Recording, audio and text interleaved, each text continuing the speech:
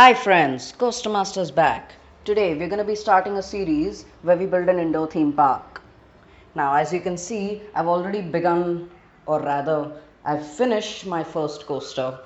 The reason why I built this coaster off camera is because, well, this coaster was extremely stressful to build, even off camera, so it would have been impossible to build it on camera.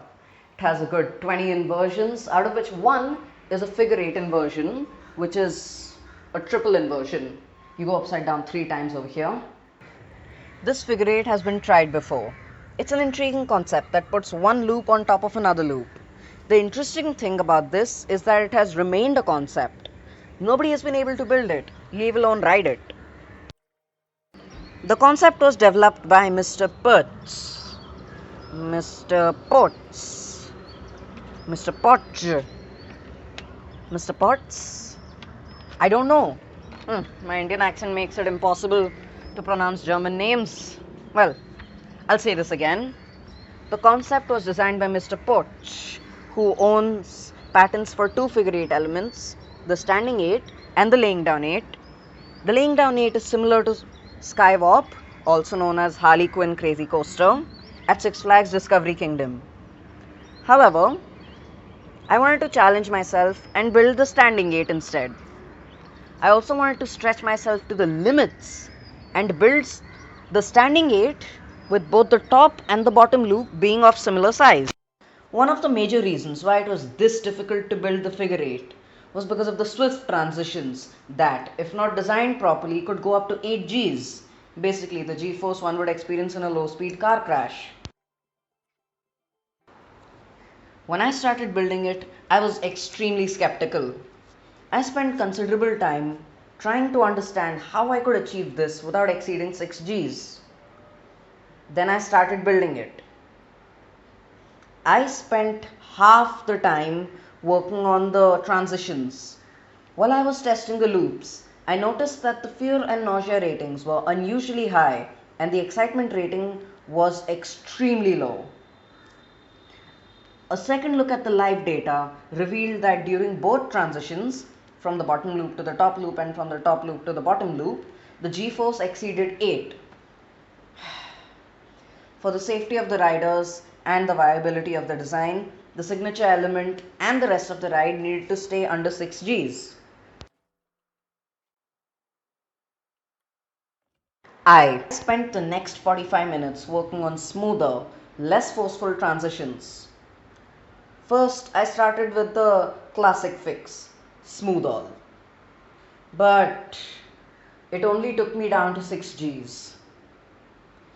Then, to get from the 6 Gs to 5 Gs, I tried lengthening the transitions and it did reduce the G-force to 5.63. But unfortunately, the train rolled back. So I had to flatten the top and I had to do 3 whole smooth all runs and make a few extra edits.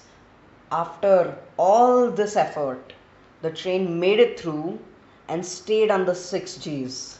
I felt excited and relieved at the same time. You would notice a lot of hang time on the top loop. Oh, did I mention? This was the first building I made in Planet Coaster. Learner's hand. Anyway, congratulations to myself. Making my first building. Sure, I was excited. Making it a checkerboard pattern definitely drives you crazy. And it plays with your mind. In fact, from start to finish, this project took a lot mentally.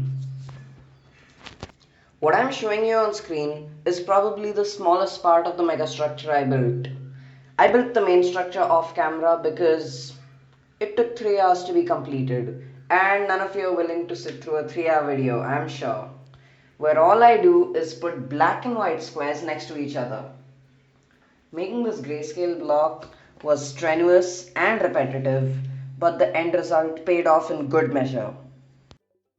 The complete megastructure has 2 checkerboard style blocks, a small block inside a much larger one. What I'm showing you here is the small block. The larger block, the one that is about to cover the entire coaster, was done off camera. This you will be seeing in a minute.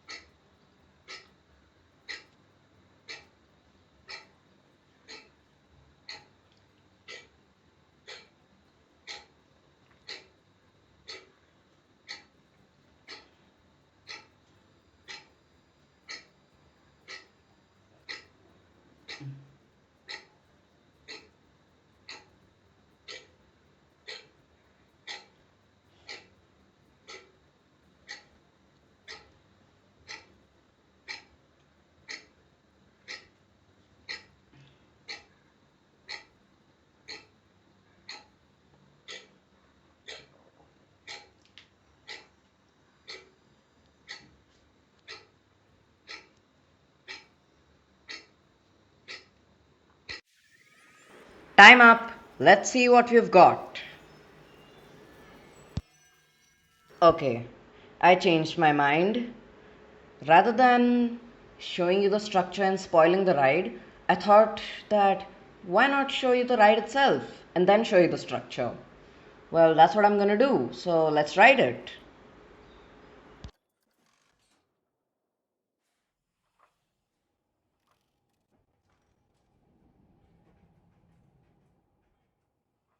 Okay, now that we are on the lift hill and there's nothing to do, I'm gonna give you an open challenge.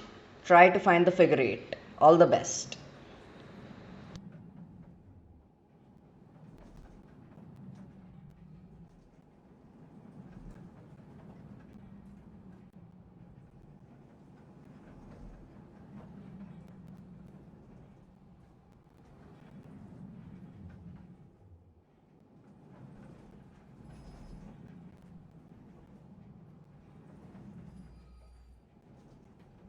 So, did you find it? Let me know in the comment section below.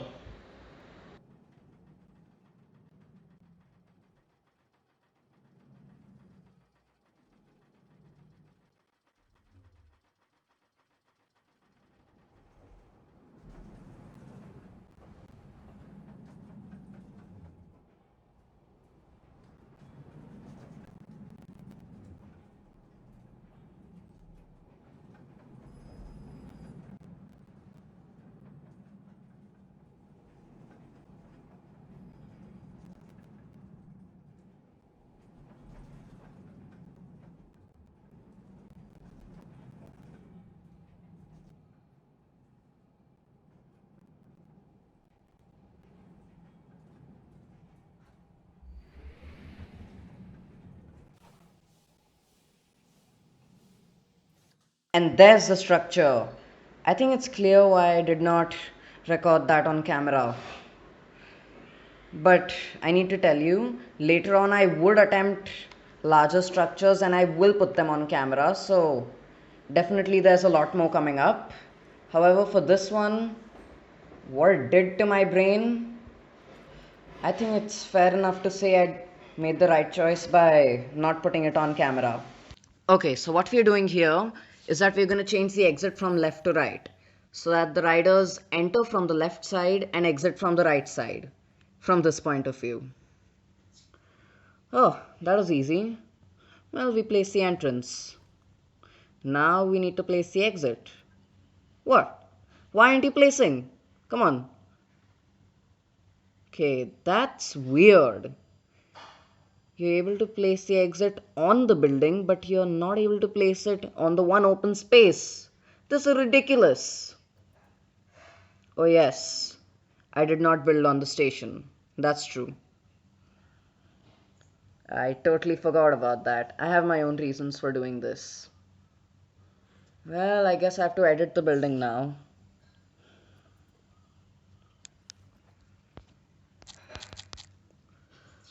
Well, I'm just hoping this works. We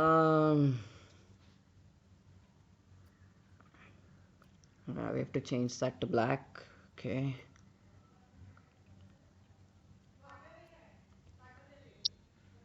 Okay.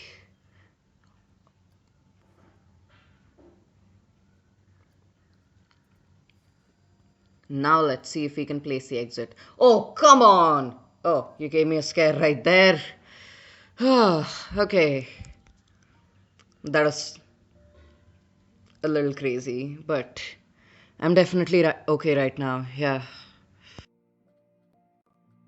Here's a sneak peek of the next video. What do you think this building is for? Tell me in the comment sections below. I'd love to hear your thoughts. Well, that's all I have for you today.